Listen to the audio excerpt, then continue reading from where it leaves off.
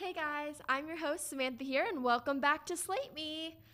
Today I have Nicole Holt. She is one of my very beloved acting coaches, and she's going to be sitting in for an interview today and for the Do's and Don'ts segment. So, are you excited?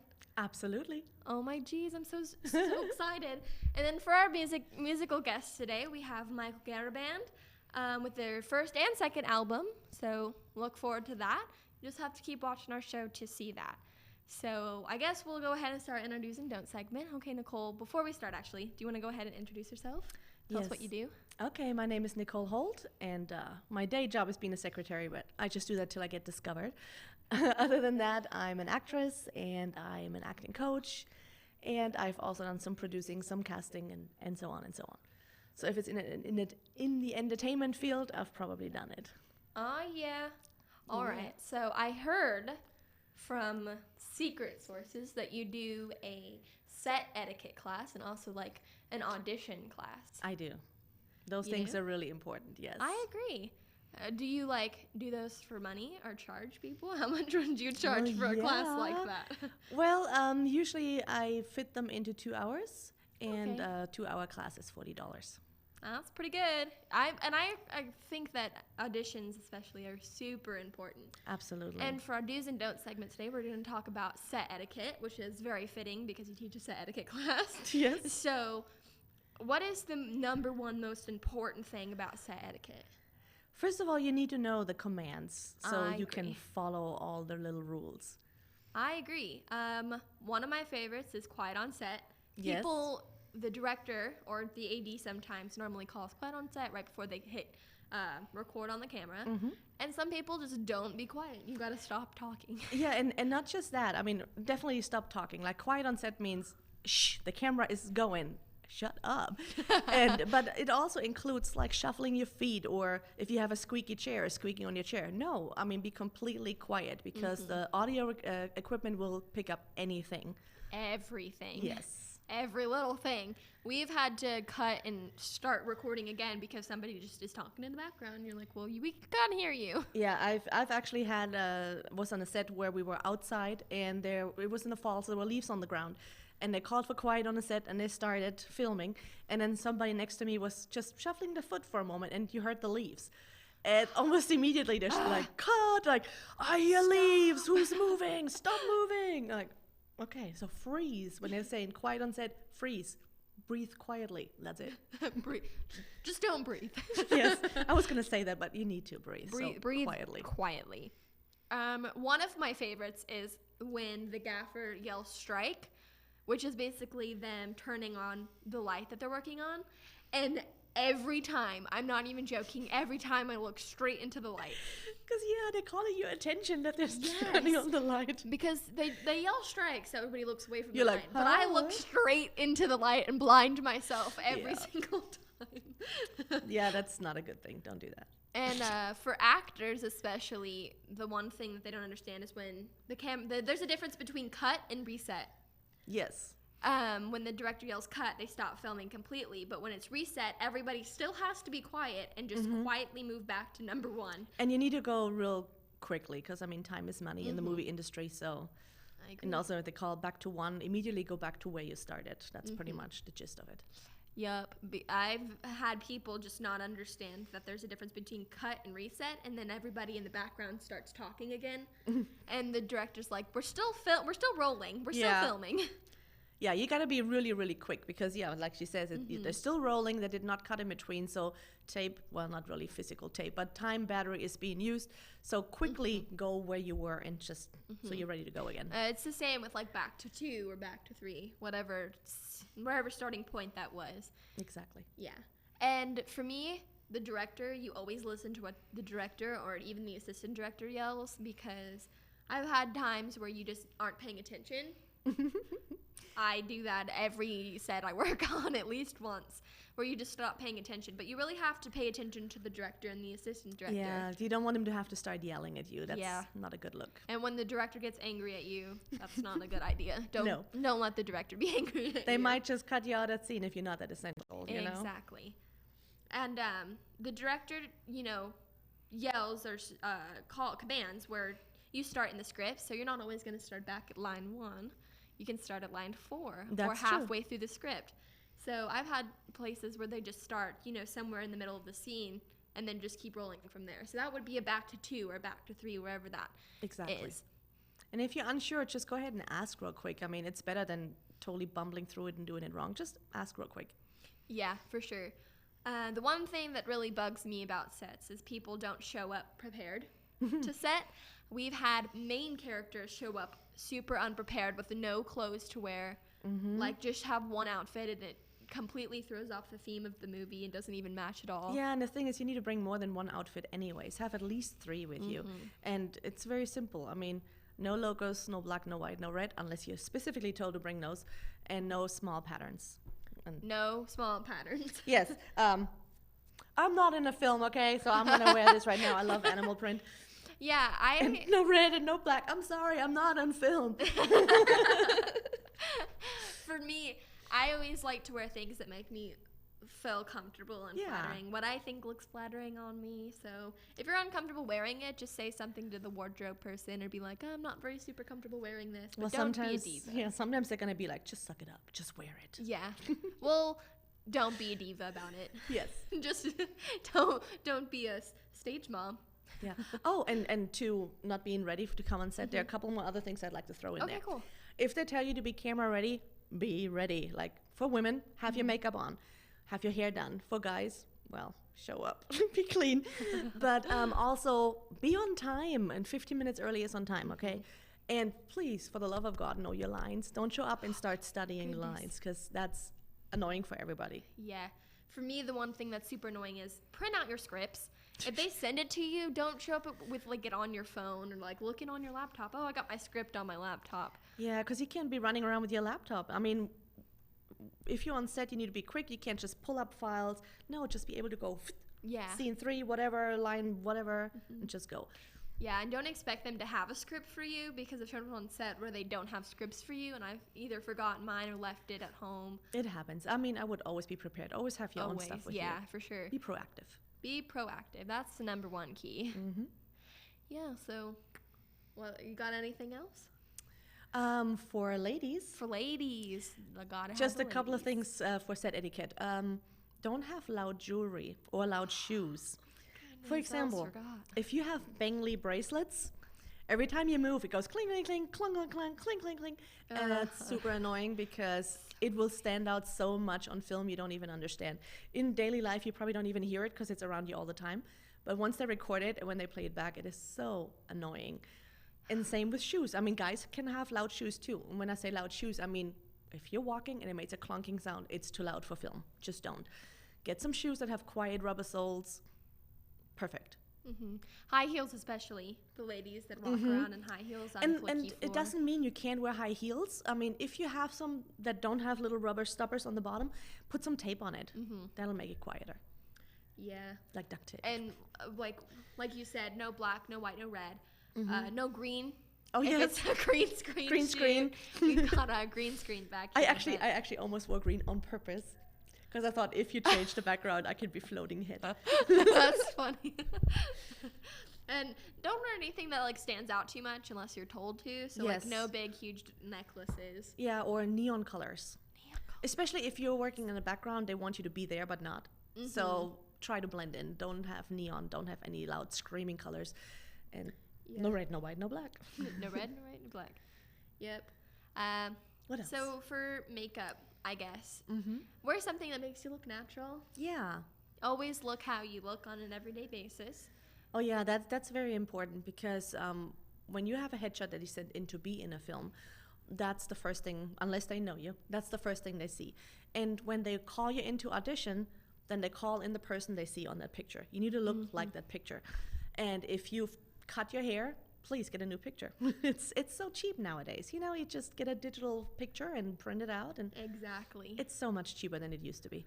All right. Well, this was a really good segment. I felt like that was a lot of information thrown at you all at once. And there But is so much more to know. so next we're gonna have your interviewer. Are you ready? Yeah. You got your answers? You don't know the questions. But I you got your have answers? no clue what we're doing. but Awesome. Perfect. Improv. So, I teach improv. I'll see y'all next segment. We will see you next segment. So we're gonna take a little tiny break, and then we'll be back with our interview. All right. All right. I'll see you later.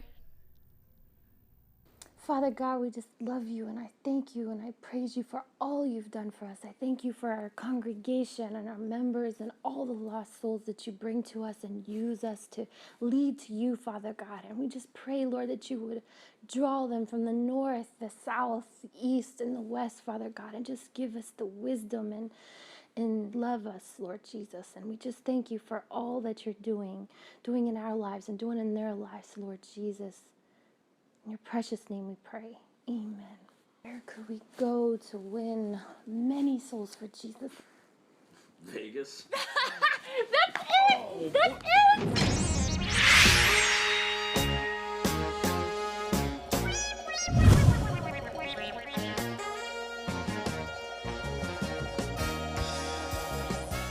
Thank you, Savior. My sweet Rose of Sharon. Mighty Prince of Peace. Hear my cry, hear my cry. I know there were many people call you. Oh, don't pass me by, don't pass me by. Don't pass me by. Savior, don't pass me by. Are you smoking crack?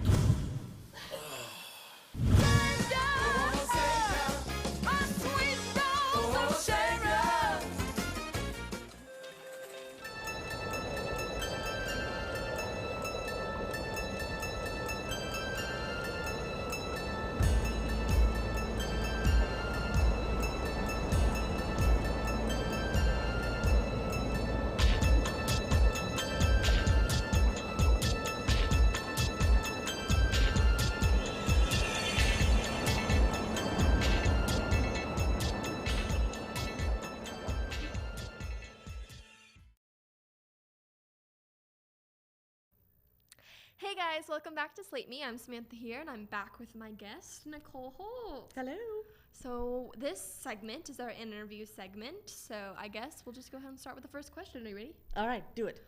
All right, so you said at the beginning of this show that you are an actress, an acting coach. You've dipped your toes into the directing and producing part of the business. So I feel like it's extremely important to have acting classes. Oh, yeah. What is your method to the madness in acting coaching? Well, in general, I would say have an auditioning class first. So you know how to do that and you look professional when you do that. And after that, I can do theater classes. I can do film acting classes. Okay, And yeah. I prefer film acting. And I try to have the actors be as natural as possible. Like, we don't really want to do the Disney acting. We don't want to do stage acting. And we want no soap opera acting. Well, we can do it, you know, but Yeah, that's not normal. We don't want to do that. You don't want to get too trained in it. No. You need to be natural. And what I really, really love using is using the mirror to practice your facial expressions. Because sometimes you make a face and you think it looks a certain way to try to portray something, for example, anger or sadness or whatever, and then you look completely different than you think. You, like, the first time I did that, I was supposed to look like, I think I was trying to look lovingly or something like that. And I did the face the way I thought it should look. And then I looked at the mirror with that face. I was like, whoa, that looks constipated. That's not what I was trying to do. And then you just look in the mirror and you continue making the face you're trying to convey. Yeah, you're trying to show it to the camera. And once you see that face in the mirror, listen to yourself. Like, feel your muscles. See what your muscles are doing, what your eyes are doing, what your eyebrows are doing, everything. And then you know, this is lovingly, not that other thing. And then just recall that. And you just have to practice it. It's nothing you can do overnight for all emotions. Yeah, that's a good tip. Honestly, I've used that one since you've taught me how to act a little bit. I feel like that's really helpful. Honestly, it really is. Just practice. And that's something you can do at home by yourself. Oh, yeah, and you don't even need somebody to be like, that doesn't look good. You can see it yourself. Yeah, and that part is basically about muscle memory, because you need to be able to recall that. Yeah. Because when you're on the camera or on set, you don't have a mirror. You don't know what you look like. So you need to know what you look like when your face does certain things. Yeah, so you seem extremely experienced with your words already. So how long have you been doing this? I've done film acting since 2004, and I've done theater before and during film acting. So when did you know that you wanted to be an actress, or From when I was a little child. No, seriously though, I really wanted to act. I started in middle school and I really, really loved it. And I did it during school, and then I kind of got sidetracked with life and getting married and having kids, and didn't go back into acting till 2004, and I was like, yes, this is what I want. Yes, perfect. The train has not left the station without me. So you told us that you do a little bit of directing and producing, and you have an upcoming film coming out. You want to talk a little bit about that? I have actually several, but the one I'm most excited about is Aztec and the Prowler of the Lonely Woods. Wow. It's a long name. I made a little tiny cameo in that one. Yes, because we needed a bully. I was like, perfect. No, I mean, I knew she could do it. But the movie is, what makes me so exciting about that movie is that I love horror and I'm a huge wrestling fan, and we're combining both for that film. So it is a horror film with wrestlers, real wrestlers, like pro wrestlers, former WWE wrestlers. She's really stoked about the I'm wrestlers. very much into wrestling, yes. And so I pretty much pulled off the whole thing. I mean, obviously we had the script before. It came from a comic book of the same title. And then I basically cast the whole thing by myself, and I pulled it all together, made it all happen. I'm super, super, super proud of it. I'm so excited to see that one, actually. Yes, but I didn't direct it. Jim DeVault directed. She produced it, though. Yes. Awesome. So, you said your favorite genre of movie is horror. Yes. Correct? Yes. So, if you could cast anybody in the world to be in your film, Oh my God. who would it be? Besides people that I know, it would all be mad if I don't call their names. Let me just call somebody I don't know, so Yes. nobody can be mad at me, okay? Somebody is super A-list famous, maybe. Now, What I would love to see is Johnny Depp in a horror film. Because he has so many characters up his sleeve. I can't even imagine what he come up with. And he would have to be the crazy killer or something. Oh my goodness. I think he would be awesome Like at that. Edward Scissorhands-esque type crazy killer. Way more crazy than that. And he can do it. You know what? Johnny Depp is probably one of my favorite people. I think I've said that 3 times on my show already. But Johnny Depp, he is so diverse in his acting. Exactly. And I strive to be that diverse. He never gets typecasted. And he gets totally into character.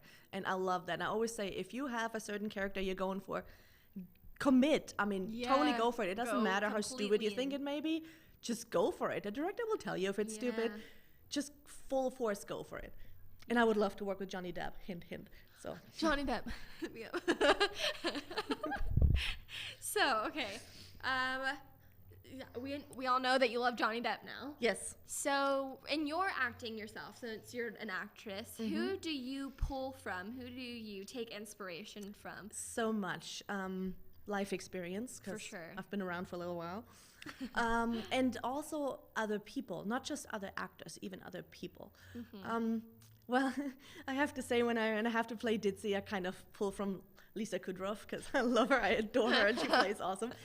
But even just, it depends on the role. I mean, a lot of things you just see around you in the real world, you know.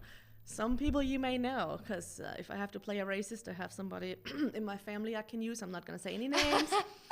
But, you know, it's just things like that. So I pull from real life and from life experience. And if I really don't get it, if I don't know anybody who does a certain thing that I need to do, then YouTube is your friend. YouTube is definitely your friend. Yeah. And since we're both ladies in this industry, I mean, it's very important to keep your morals and things. So what is the one thing that you know, stick by in your morals, and what do you think about that? That's hard to say, because I very much believe that when you're acting, you're the character, you're not yourself. So there are plenty of things I have done as a character that I wouldn't do in real life. So I don't have a lot of taboos when it comes to that. I even say I would do nudity, and I have done partial. But I always say I don't have a problem with nudity, I have a problem with ugly nudity. And that has to do with size. And I am not illusional, disillusional, whatever. I know that right now I don't have a size that is not ugly nudity. So full-blown nudity is a no for me for that reason.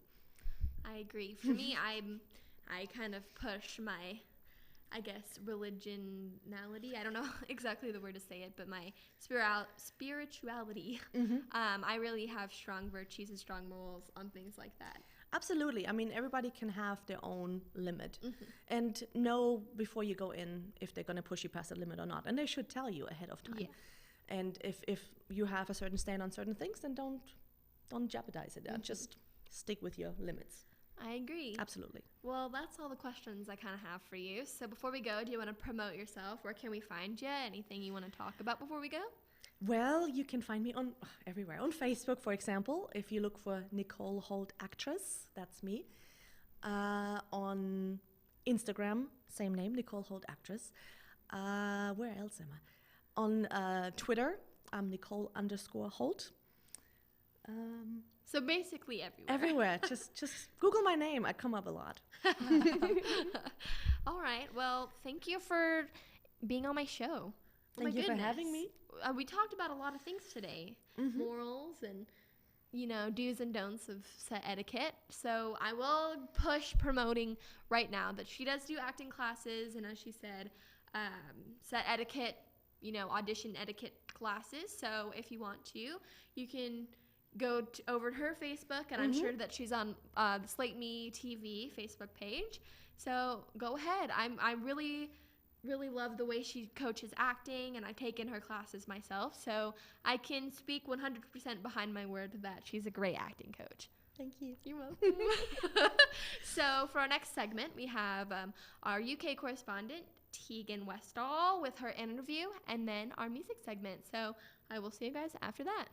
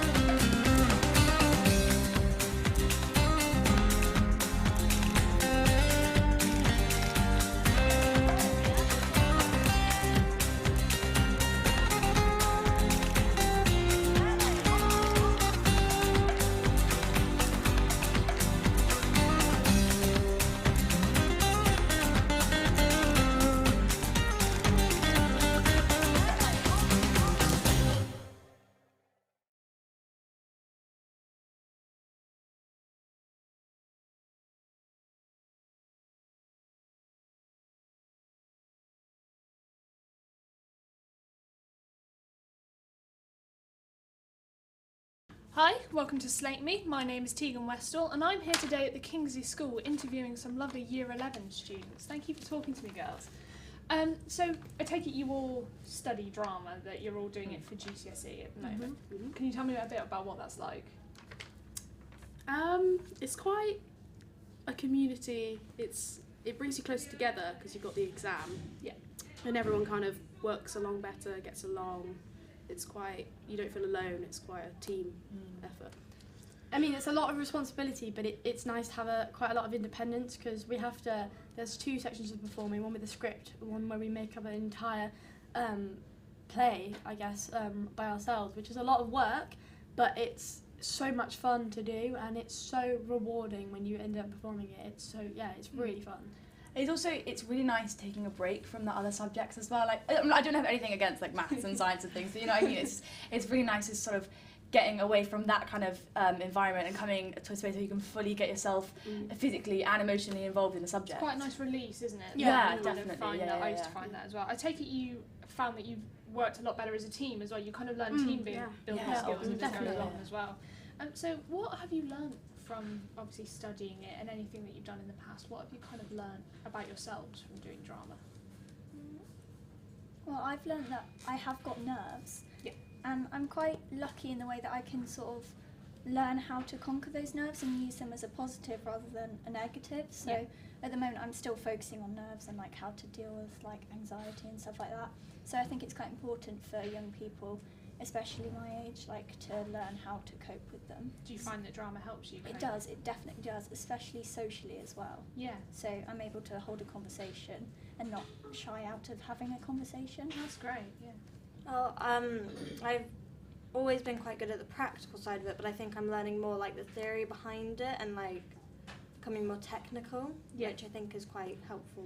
Do you find that the technical then gives you a grounding for when you are performing because you understand a bit more about what's going on behind the scenes as well? How have you found drama in Year 13 compared to maybe if you did it at GCSE or maybe when you started Kingsley, so kind of Year 7 or Year 8, what's the difference? I think with Year 13 there's a lot more independence in what you do. For instance, our Year 11 piece was a set piece, whereas this year we're doing a lot more devised stuff, so it allows you to use your own thoughts and stimulus yourself rather than it being set for you. That's great. I think as well, even on the like written side of drama, there's a lot more written work. You have to learn a lot more about history of theatre, a lot more about social, political context in the set piece that you're studying. So we're doing Dr. Faustus, but as well as that, we're doing a really kind of contemporary devised piece, which is a nice mix for us. We're using physical theatre and that sort of thing. Have you enjoyed using those kind of extra skills as well as doing just like scripted work, if you know what I mean? Have you enjoyed like the physical theatre part of it and the devising part of it? Yeah, I've really liked it because particularly in this piece, our teachers... 7 Brides and 7 Brothers. Yeah. What roles did you play in that? Obviously I know you were tech, but what tech were you doing? Was it... I was making sure all the props were in the right place, so all the actors coming off didn't have to stress about everything.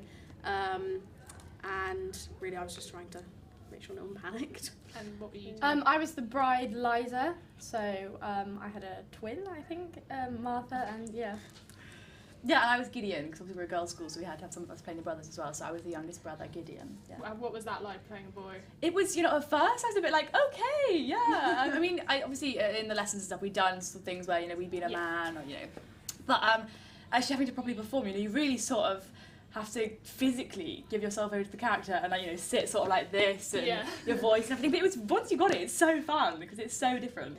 And so, do you two perform outside of school, or do you perform mainly in school? How different do you find it between school and outside? Well, outside of school, I'm in this club called the Pauline Quirk Academy, and it's a really, really fun club, and we've just performed Annie. Okay. And I was Miss Hannigan in that. Oh, that's fun. It was amazing. And I think there I really perform a lot better than I probably do at school, because I think I have quite a lot more competition at school, and so I find it harder to be the best here, and I find it easier at that club because some people there see it more as a social club rather than a place to act, and so I have less competition, and so I can really perform to my best and not feel like I have a lot of competition. But at school I find it a lot harder since there are so many other brilliant actors here. I'm similar because I do SMTC, Stratford Musical Theatre Company, and so it's not really like a club, but when you audition you become part of that club if you are accepted into auditioning. And I've been in Oliver, I've been in The Wizard of Oz and The King and I and things like that, so I think there are lots of different types and styles of plays, especially with different directors. I think there's different approaches that people take when acting in different types of scenarios and shows. And so this is quite a difficult one. I've tripped up many people with this question, but the Year 11s managed it earlier. So of your whole experience of drama, do you think you could sum up what it means to you in one sentence? Have a think about that one. Yeah. I think for drama, actually, it is cool to be creative. That sounds quite cheesy, I like it. Yeah, it's cool to be creative. You can experiment with any idea, and it will work or not work. But it's an explorative space. Yeah, I'd say that whilst you're doing it, it seems like the acting is the most important thing, but all of the skills that you use can be utilised in pretty much the whole of your life. Yeah. So could you explain a bit more about your role here at the school and what you do? I'm head of music. I'm in charge of music from the prep school, so the 4-year-olds up to the 18-year-old. And yeah, I'm in charge of the group of peripatetic teachers who we all run groups. So I run the choir, and we've got an orchestra and swing band and various things. So you run all of that? Yeah, well, I don't run all of them. I'm sort of in charge of people who run various. So you'd be running around like a lunatic. Yeah, exactly. Yeah. So what are your links to the performing arts industry? Because obviously you're a musician. Yeah, I'm a trombonist first and foremost, and I went to Goldsmiths College, London, in sort of mid-90s. It was a very creative time around there then, as a sort of Brit art thing. With Damien Hirst had just graduated from it and all that kind of thing. And then I played in London for a while, and then started teaching after that. And yeah, that's. So what made you decide to pursue music as a career? How did it all start? I wasn't really any good at anything else, to be honest. No, I think what it was I never really got a buzz out of anything the way I did out of music. I never really got the sort of the way that I feel when I'm playing or when I'm talking about music or when I'm writing about music. I never really got that from anything else. And it was just sort of, I read an interview with Simon Rattle, conductor, and he said, somebody said to him, should I pursue music as a career? And he said no, because you had to ask. So, because obviously I kind of appeared in about 2006 until about 2013-ish. So in that time, obviously I gained so much confidence in that time because I'm here now doing this, which is something that I would never have thought I would do when I was 11. And I was that's probably true. Yeah. Terrified by everything. So when you see a student, not necessarily me, but just in general, who you feel maybe has something that needs to be brought out, is that something that you really kind of focus on? Is it something that makes your career kind of worth doing, if you know what I mean? Definitely. I think one of the things, and specifically about you, one of the things that I remember about you is you were very scared and very kind of and one of the things that you were frightened of, and this is quite common actually, is you were scared of getting things wrong. Yeah. And that is unbelievably common, and I think it's probably more common amongst girls than it is amongst boys. But one of the things that we try and do is sort of say, especially as musicians, is you can't get it right until you've got it wrong more times I than remember you can count. Saying that Yeah, to me multiple and it's true. I mean, I don't know how you feel about it now with the with acting. I get things wrong all the time. Well, yeah, I mean, it's important. It's an important part of the process, isn't it? Because you do something and you think, oh, that's not quite right, or you do something and you think, well, I'm never going to do it like that again because it was terrible. Yeah. And that's all part of the creative process, I think, and it's that sort of risk-taking attitude that I think you need to instill as a teacher. You need to instill in people. I think we're in danger as a culture of instilling a lack of risk-taking, or creative risk-taking. I think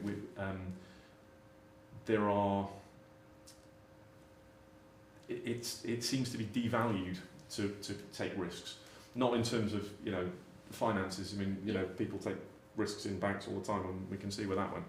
But if you look at the sort of highest grossing or highest rating TV shows, a lot of them are all about stuff that people already knows. Yeah. People already know rather.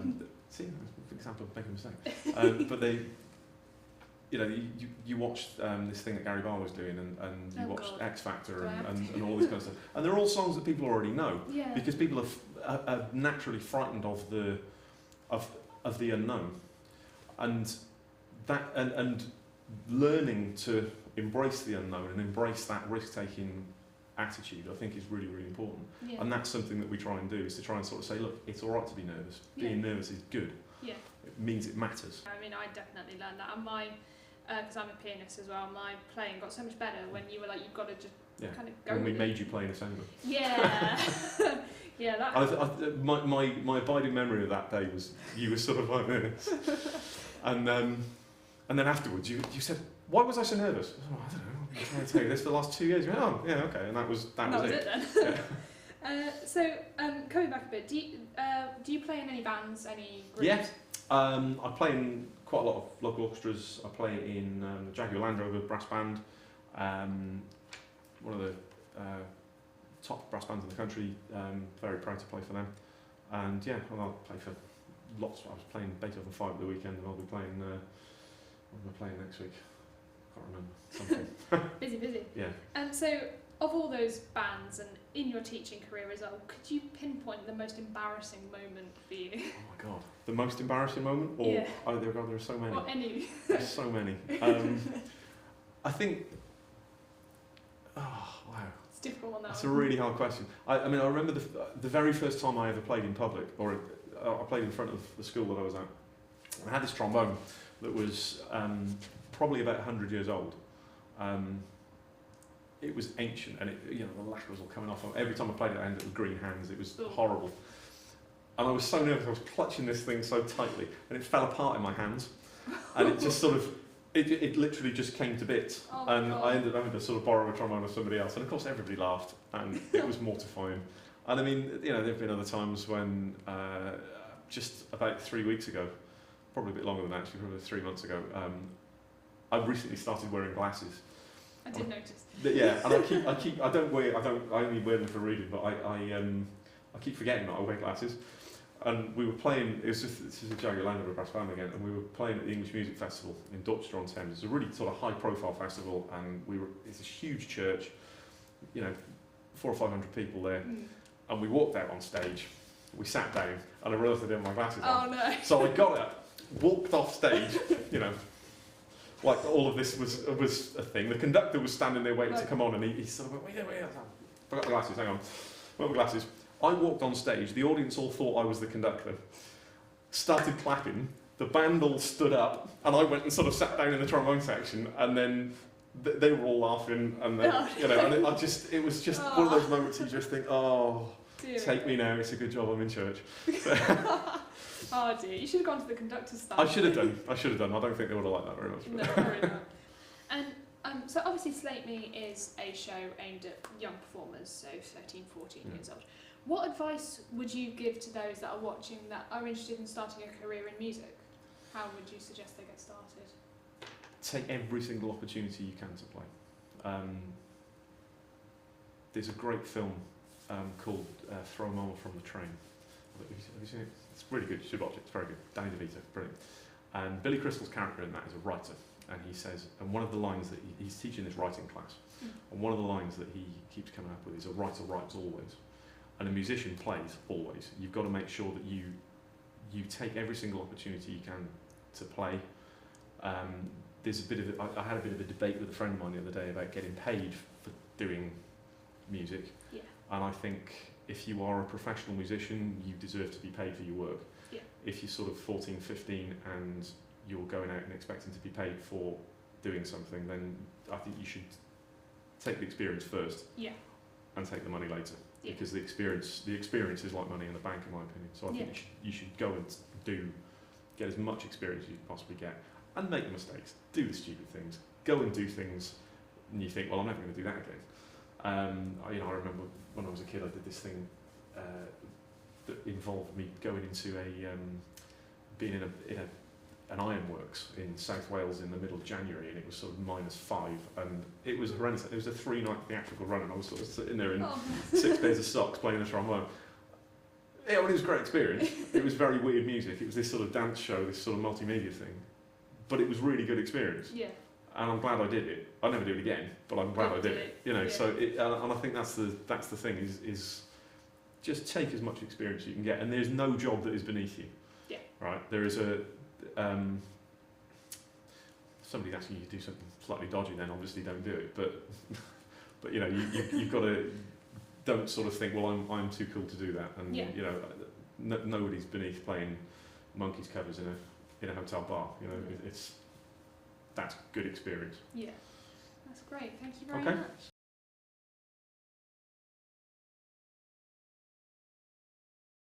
This Slate Me music segment is brought to you by the multi-Grammy award-winning Blue Cat Studios, located in the King William District of San Antonio, and by Hohner Instruments, a music tradition since 1857, and by H. Jimenez Guitars, tradition with innovation.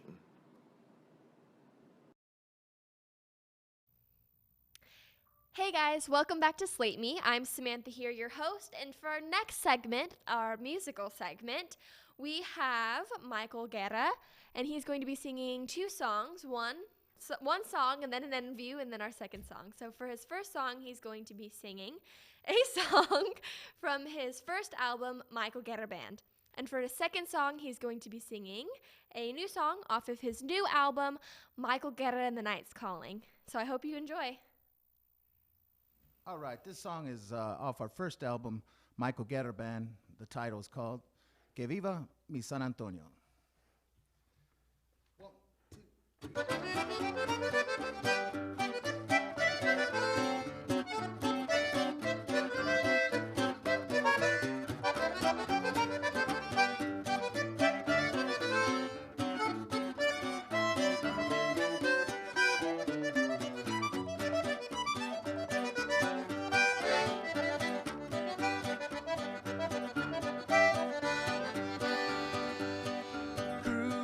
Streets of San Antonio, there's no place I'd rather go. Señoritas dancing everywhere, looking fine down at the market square. Met some chicas that wanna party down Southtown past the Alamo. Fajitas grilling, cervezas toasting in the air. There's a party going on in San Antonio. Viva mi San Antonio. Turn the music up, dance and sing along. Yeah, viva mi San Antonio. The party going on in San Antonio.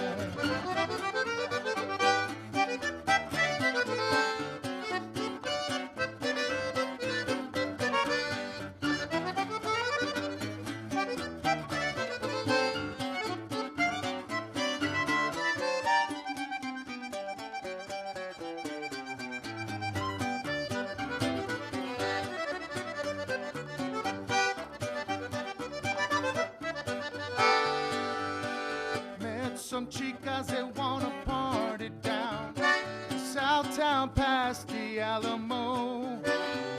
Fajitas grilling, cervezas toasting in the air. There's a party going on in San Antonio.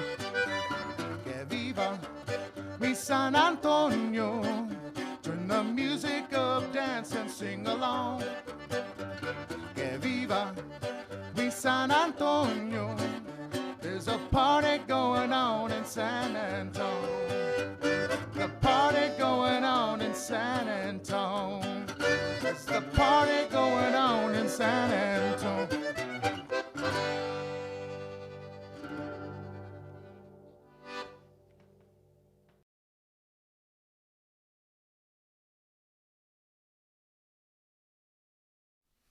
Hey guys, welcome back to Slate Me. I'm Samantha here, your host, and today our guest, Michael Guerra. Hello. Hello. Would you like to introduce yourself a little bit to my fans? Of course, sure. Of course. This is Michael Guerra from Michael Guerra and the Knights Calling. And we're out of San Antonio, Texas. And it's great to be here. I'm so glad to have you on our show. First of all, congratulations on your show. Thank you so much. It's been great. It's been great. Congratulations on your new upcoming album. Yes, that's in the near future. We're in the finalizing stages. So perfect. All right. Looking forward to that. I got a couple questions to ask you. So first, you've been in the music industry for quite a long time, over 2 decades. You've been singing since you're probably younger than I am. Yeah. You've been in a couple of bands called what are some of the bands you've been in? I've heard you've been in quite a few. Well, I started out in LA with I had a family band, but it was called La Tropa Guerra, which was a part with my dad and my sister was singing, and so that's when I was 14, started playing the accordion. But when I moved to Austin, Texas, was in 2000, and so that I joined Rick Trevino band. So he's a country artist for many years. And he was touring, so he wanted an accordionist, and so I lucked out, and it was a blessing at the time, and so got with him at 18 years old, and I started hitting the tour, and a bunch of bands from Texas as well. Ruben Ramos is a Tejano legend. Ruben Ramos and the Mexican Revolution, and also Texas Tornadoes, and so I knew Flaco Jimenez, and some 16 years now, so yeah. Awesome. So this is all you've done this in your lifetime. Where do you see yourself in about 5 years? See yourself doing? Well, 5 years, I would probably say probably a lot of the same as I would say as far as in music. I would say producing a lot more artists. I've been producing a couple under my belt, and of course producing my record. Yeah. And so I see a lot of producing and a lot of touring. Because that's where it's come down to. It's so easy to get records online and downloaded or streamed and stuff, and so it's real hard for the artist to try to maintain an income on just record sales. So you got to kind of get out there and tour and you sell your merchandise there. That's where people, the music lovers are at, is out there on the road, and if they're supporting the band coming out and seeing them, then they buy more merch and stuff like that. But you got to really stick to the road and kind of make your money that way, and exposure, of course, live exposure, Yeah. So you've been a member of the band The Mavericks. Yes, for quite a while, and you've recorded every album since they've gotten back together. Correct. What has that been like?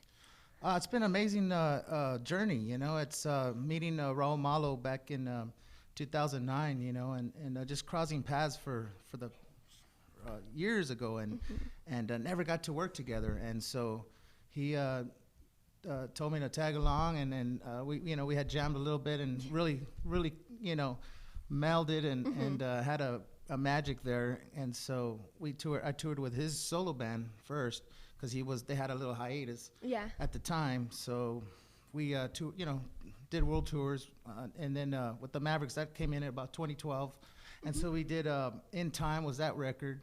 And we released Mono in like 2013 or 2014, sorry, and we got a new album coming up than I have, and like I wasn't even born when they were starting, So they have so much experience and wonderful people, and very talented writers and musicians, and just been touring, seeing the world with them has been amazing, going to Australia and Europe and the UK and all that stuff. So it's been such a blessing to be in the position I am, and it's just a wonderful thing, I'm glad.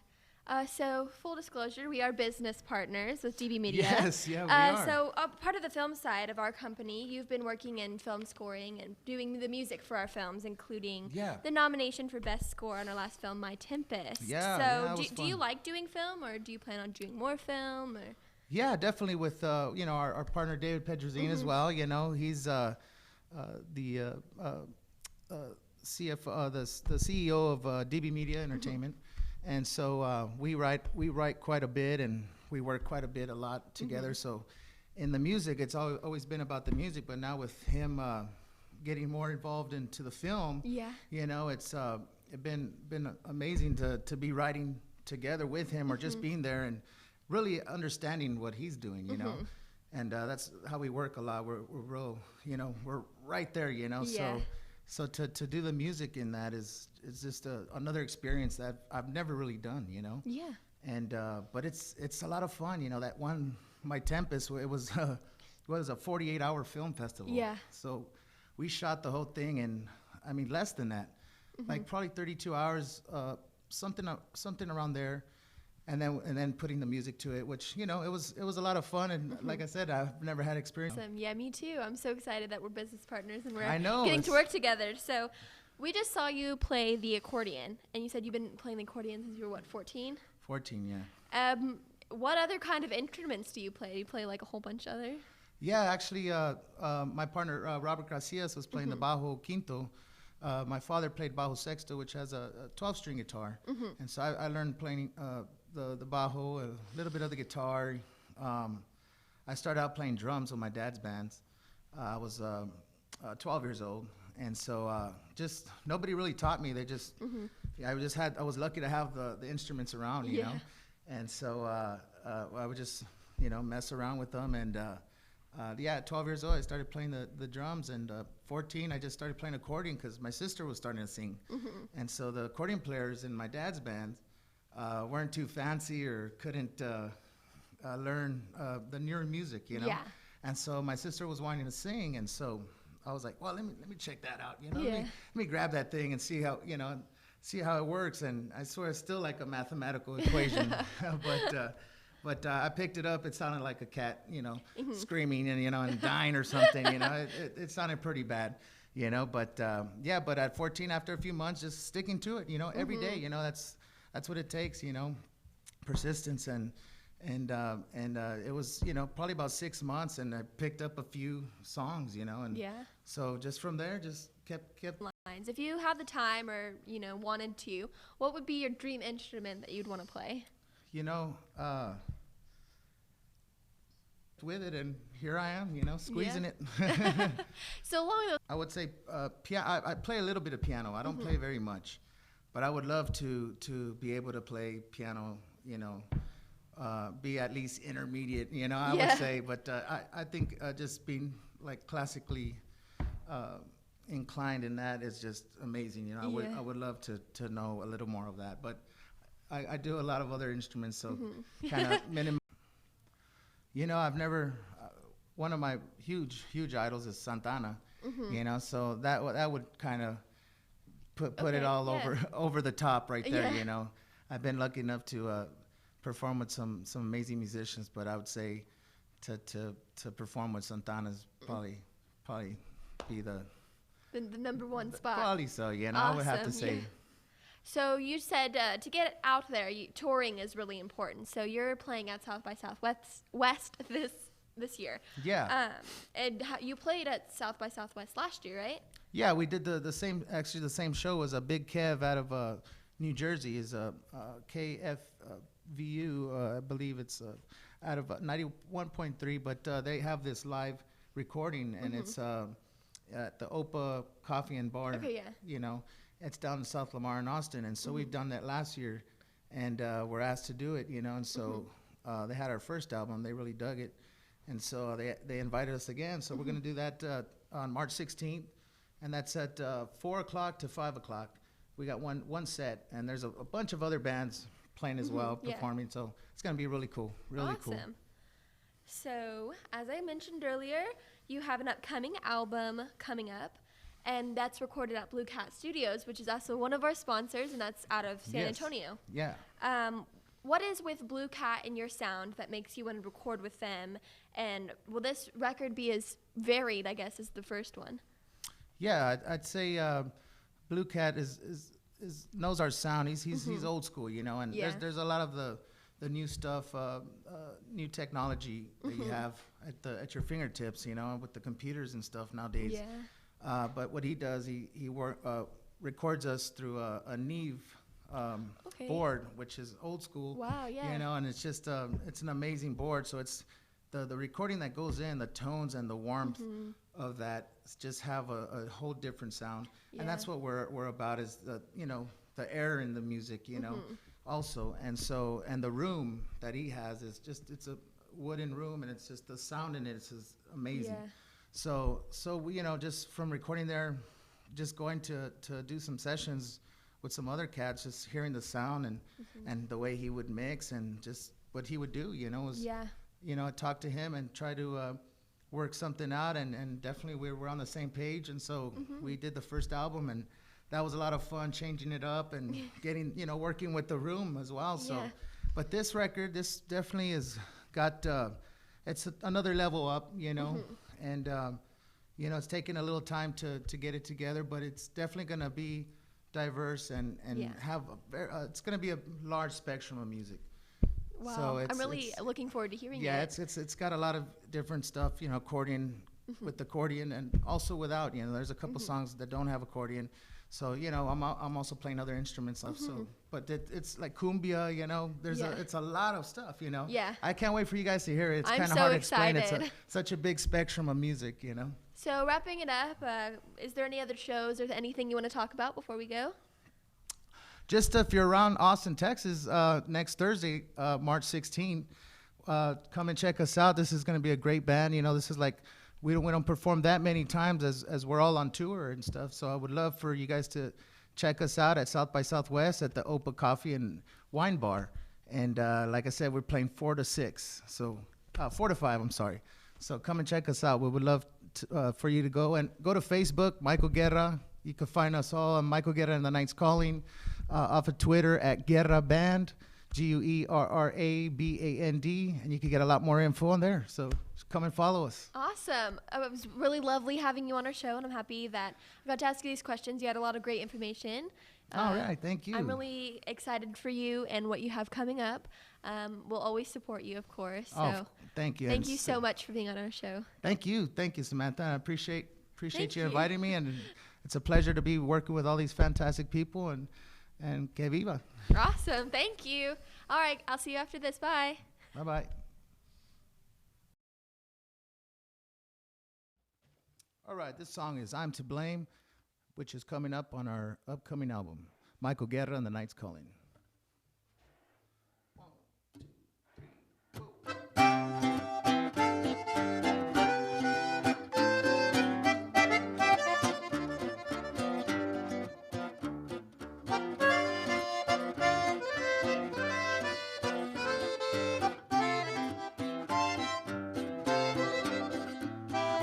Dropped everything when you finally came a-calling. I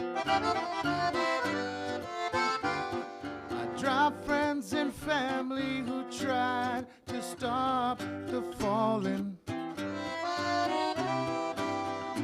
I left behind bad vices for a roll of a hard dice. I'm a sucker for a pretty face, always losing in first place. I'm the one to blame for asking her name. I'm the one who couldn't see through it all. Standing here, just taking the fall. I'm the one to blame. It's a crying shame. I'm the one to blame for asking her name.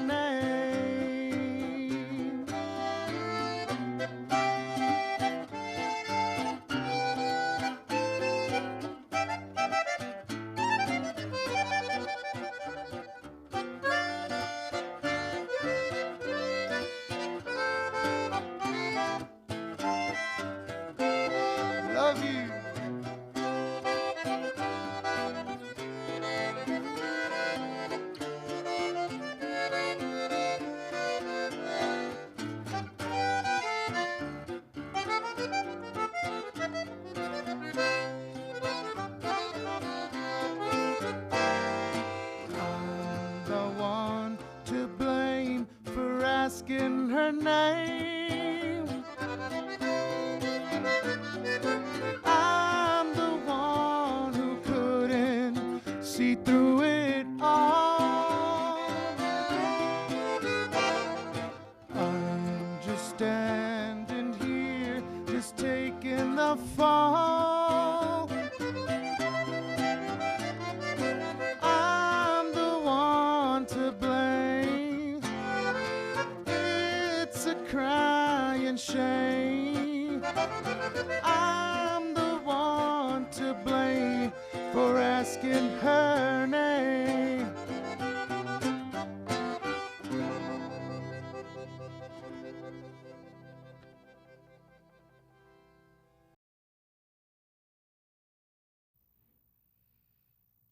Hey guys, welcome back to Slate Me. I'm your host, Samantha here, and that was a fantastic musical segment, I will say so myself.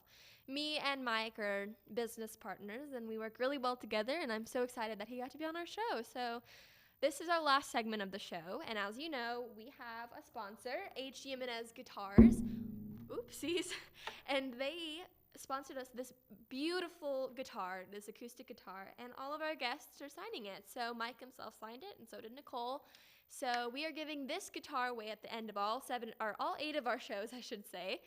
And the code for today is Aiden, Ayden. So spell it right for sure. And if you can figure out all 7 codes at the end of our show and email them to slatemetv@gmail.com, you have a chance to win this particular guitar with all of our signatures on it. So I hope that you do that because this is a fantastic guitar. I don't play guitar, but I will say it's very pretty. So I'm really excited about today's show. We had my favorite acting coach, Nicole Holt, and Mike Guerra. So I hope you enjoyed our show today. I did. So I hope you liked it and we weren't too boring. So I will see you all next week. Bye, guys. See you next